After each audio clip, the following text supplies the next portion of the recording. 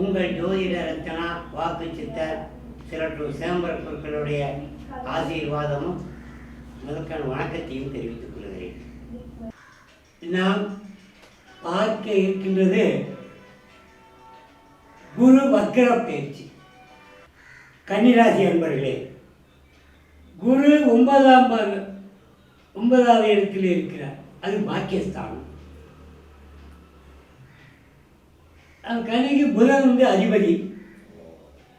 4, 7க்கு உரியவர்.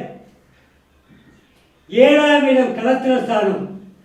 4, 7க்கு உரியவர் பூமி, பூர்வீக சொத்து. இதை பற்றி கலத்திரஸ்தானத்தை எடுத்துக்கிட்டோம்னா 7ஆம் இடம் ஆசை, காதல், வழக்குகள், வெளிநாடு செல்வதற்கான வழக்குகள். இதை பற்றி சொல்லலாம்.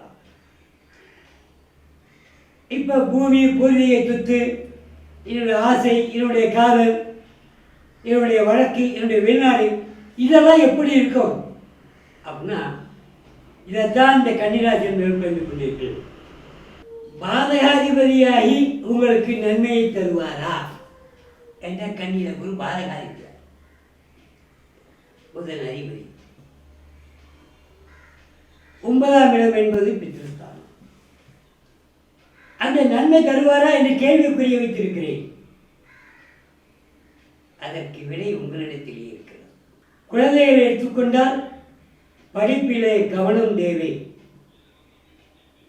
அதிக நேரம் செல்போன் பார்ப்பதை தவிர்க்கவும். சில பேருக்கு சந்தோஷங்களை அனுபவிப்பார்கள். அவர்களுக்கெல்லாம் இந்த 116 நாள் முட்டுக்கட்டையாக இருக்கும். வாகனத்தில் செல்லுகின்ற பொழுது பிரச்சனைகள் வரும். நீங்களா தேடி போவேன்னா அதை தேடி வரும். மறைமுக பிரச்சனைகள் எழும். உத்தியோகத்திலும் சரி, தொழிலிலும் சரி, மறைமுக பிரச்சனைகள் வரும். சரி, வெளியே தான் இப்படி இருக்கேன்னு பார்த்தா வாழ்க்கை துணையிலேயும் பிரச்சனை வரும். யாரால் ஒருவர் விட்டு கொடுத்து செல்வது நலம் பயக்கும். வாகனம், பூர்வீக சொத்து, நண்பர்கள், இவர்களால் நிம்மதி இருக்காது. சிறிய சிறிய சங்கடங்கள் தோன்றும்.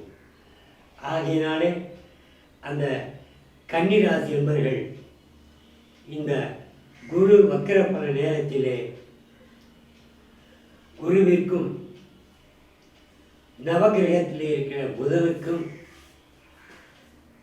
வழிபாடு செய்து வந்தால் இந்த சிறு சிறு சங்கடங்களிலிருந்து நாம் தப்பித்துக் கொள்ளலாம். இந்த பாதகாதிபதி உங்களுக்கு நன்மைகளை தருவார்.